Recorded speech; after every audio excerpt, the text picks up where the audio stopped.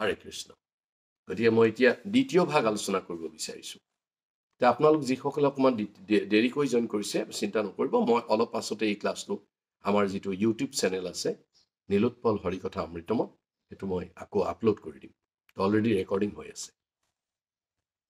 এতিয়া ক'ব বিচাৰিছোঁ আমাৰ দ্বিতীয় ভাগ আলোচনাত যে ভাগৱত গীতাখননো কি। এটা খুব বৃহৎ এটা বিশাল এটা আলোচনা।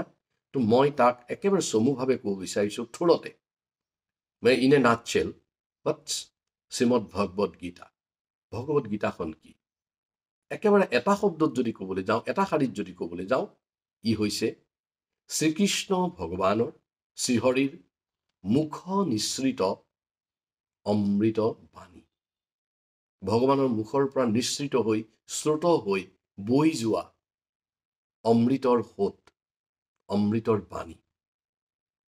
গতিকে এই অমৃত বাণী যদি কোনোবাই সেৱন কৰে, এই অমৃত বাণী কাৰোবাৰ যদি কাণেদি সোমায় বা কোনোবাই যদি ই মুখেদি সোমায় পাঠ কৰে, শ্ৰৱণ কৰে কাণেদি সোমায়, তেওঁ অৱশ্যেই কি হ'ব? অমৃতময় হৈ যাব, অমৰত্ব লাভ কৰিব। এই হৈছে গীতা। আৰু মহাভাৰতৰ কুৰুক্ষেত্ৰৰ যিখন যুদ্ধ হৈছিলে, ৰণ হৈছিলে, সেই ৰণভূমিত ৰণ আৰম্ভ হোৱা, যুদ্ধ আৰম্ভ হোৱাৰ প্ৰাক মুহূৰ্তত হতাশাগ্ৰস্ত, টটেলি ডিপ্ৰেছড, বিভ্ৰান্ত বা বিহুইল্ডাৰ্ড অৰ্জুনক মুক্তি দিছিল গীতাখনে।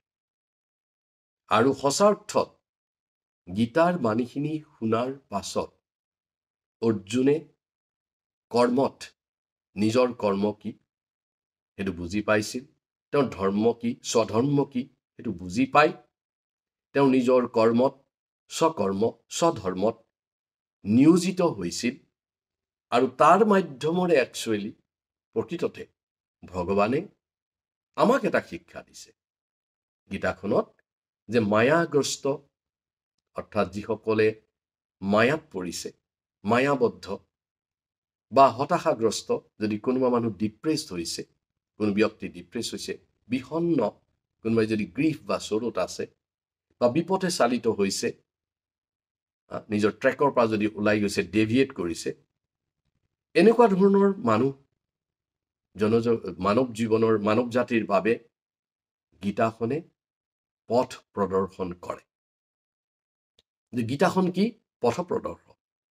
কাৰ বাবে? মায়াগ্ৰস্ত, হতাশাগ্ৰস্ত, বিষণ্ণ, বিপথে চালিত লোকৰ বাবে গীতাখন এখন হৈছে কি? মেনুৱেল, হাতপুথি। কাৰণ শ্ৰীকৃষ্ণ ভগৱানে অত্যন্ত হতাশাগ্ৰস্ত, এক্সট্ৰিমলি ডিপ্ৰেছড, এক্সট্ৰিমলি বিহুইল্ডাৰ্ড, অৰ্জুনৰ সমান কোনো আজিলৈ হতাশ হোৱা নাই। আৰু তেওঁ হতাশ হৈছে কি? আমি এটা সৰু স্তৰৰ পৰা অলপ নামি আহোঁ, আৰু অৰ্জুন একদম এটা উচ্চ স্তৰৰ এজন ব্যক্তি হৈ হতাশ হৈ পৰিছে। এইটো ভগৱানে আচলতে এটা পৰিৱেশৰ সৃষ্টি কৰিছে আমাৰ কাৰণে, যে আমি অকণমান হতাশ হ'লেও আকৌ নিজৰ জেগালৈ উঠি যাব পাৰোঁ, অলপ বিষণ্ণ হ'লেও উঠি যাব পাৰোঁ, অলপ আমাৰ ৰাস্তাৰ পৰা বিচলিত হ'লে ঘূৰি আহিব পাৰোঁ। তো অৰ্জুনক ভগৱানে কি কৰিছে? যিটো অৰ্জুন আচলতেই নহয়, ভগৱানে এইটো এটা সৃষ্টি কৰিছে, পৰিৱেশৰ সূচনা কৰিছে, যে তেওঁ নিজৰ ৰাস্তাৰ পৰা বহুত বিচলিত হৈ গৈছে, নিজৰ স্তৰৰ পৰা বহুত নামি আহিছে। এনেকুৱা এটা অৱস্থাৰ পৰা অৰ্জুনে মুক্তি পাইছে, আৰু কম সময়ৰ ভিতৰতে। গতিকে এই যে ব্যৱস্থাটো কৃষ্ণই কৰিছে, তাৰ দ্বাৰা আমাক অনুপ্ৰাণিত কৰিছে যে গীতাখন যদি আমি ভালকৈ পাঠ কৰোঁ, শ্ৰৱণ কৰোঁ, আলোচনা কৰোঁ, তেতিয়াহ'লে ই আমাক পথ নিৰ্দেশ কৰিব, পথ প্ৰদৰ্শন কৰিব, আমাক হতাশাৰ পৰা মুক্তি দিব, বিষণ্ণ অৱস্থাৰ পৰা আমাক আনন্দ দিব, আৰু পথ বিচলিত অৱস্থাৰ পৰা আমাক পুনৰ পথলৈ অৱস্থান কৰিব। আৰু গীতাত শ্ৰীহৰি ভগৱানে নিজেই এই উপদেশবিলাক, সমাধান সূত্ৰবিলাক দিছে, যাতে আমি দুবিধাবিলাকৰ পৰা উঠি আহি সঠিক পথত, ভক্তি মাৰ্গত, ভক্তি পথত খুব সুন্দৰভাৱে আগুৱাই যাব পাৰোঁ। গতিকে এইটো গীতাখন কি মই থোৰতে কৈ আছোঁ।